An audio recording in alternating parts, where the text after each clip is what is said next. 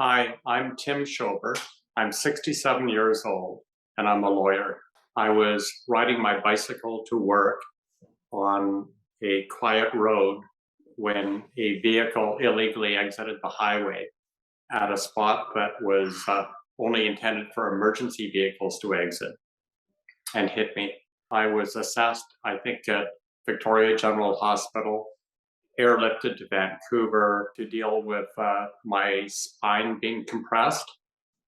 And I spent a couple of weeks in ICU. I spent another couple of months in the spine unit at Vancouver General Hospital. And then I spent several more months at GF Strong, which is a rehab hospital in Vancouver. I then came back to Victoria where I've continued my rehabilitation. I sustained a fracture at the C4 vertebrae, and I have some function through to the C7 vertebrae. I am a quadriplegic. I have essentially no sensation below my chest. I have the use of my head, neck, shoulders, arms, but I don't really have much use of my fingers or thumbs. I'm in the hole for, I used to work close to 6 days a week with a lot of hours every day.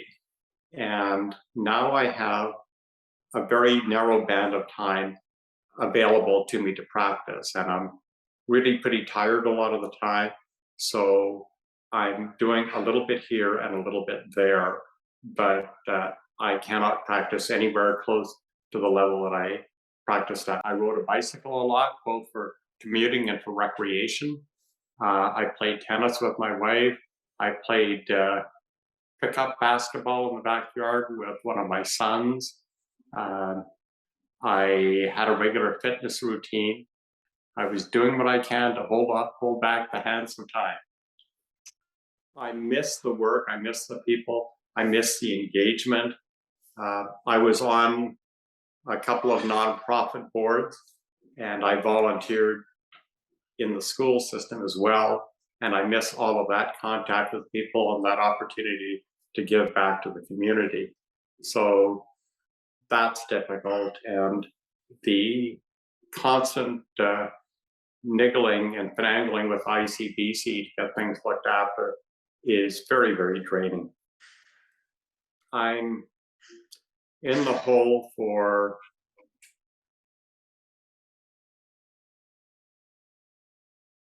comfortably over $140,000 right now for home renovations, where ICBC won't make a commitment to me about what it will cover for future renovations.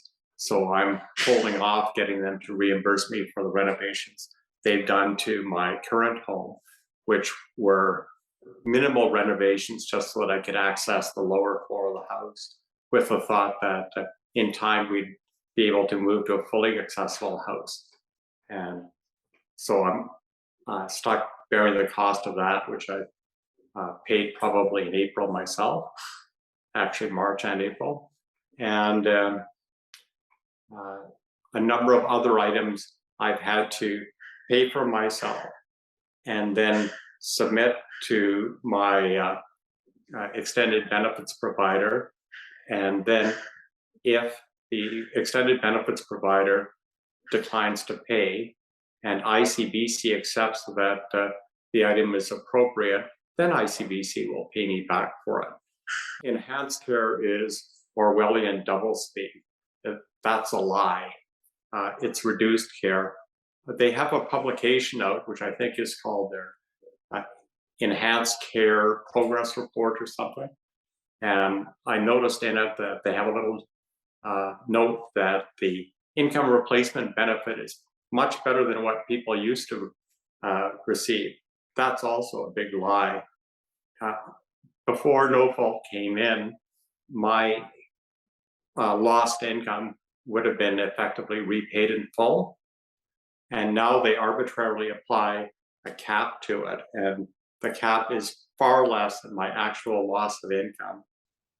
At least had I encountered a catastrophic injury in the way that I have, I would have been put as nearly as possible in the same financial position that I was in before the accident. I would have been entitled to reasonable, not generous, compensation for pain and suffering.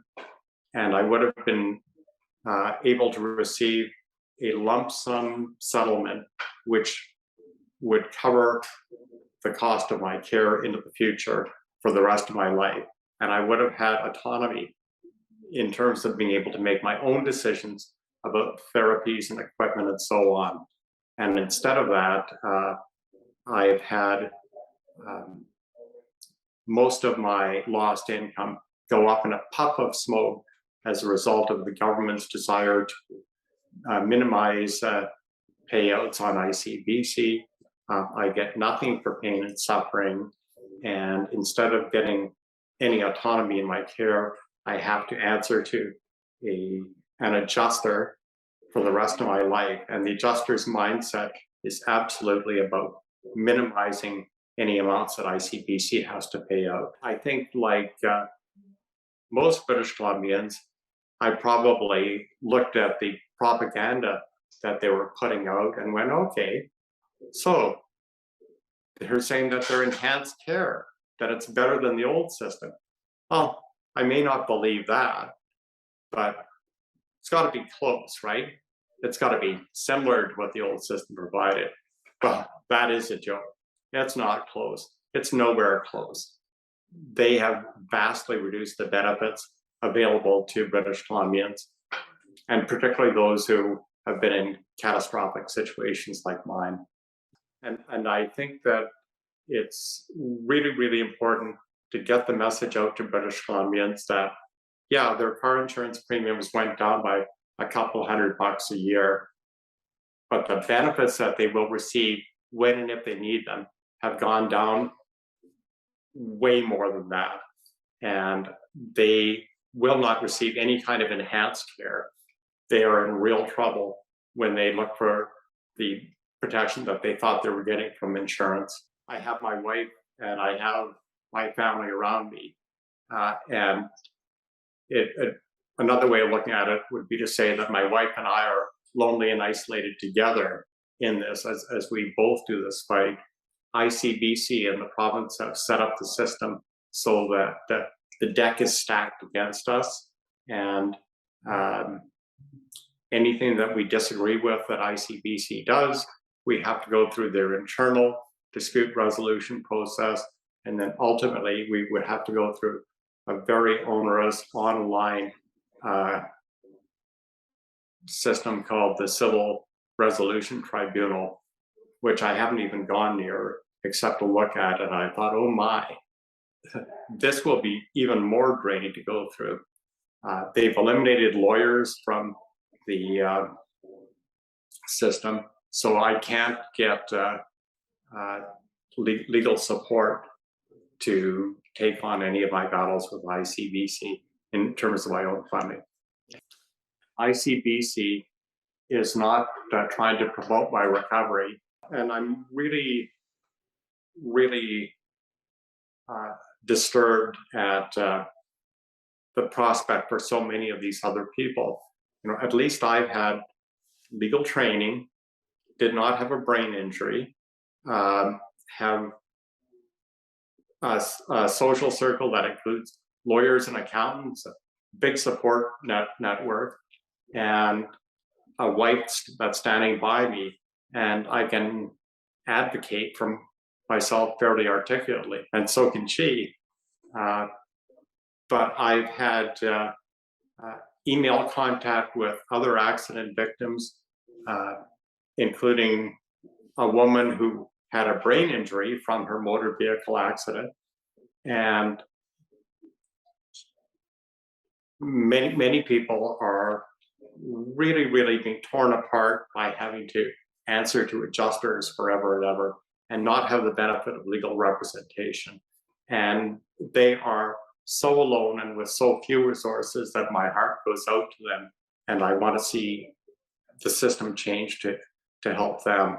NDP provincial government has signaled at every step that they are wedded to this system and that they will brook no opposition. I think that they will fight tooth and nail to keep it the way it is, telling us, oh, it's a great system, it's working really well. We'll fine tune it, don't you worry, we're on it. But ultimately, they're not.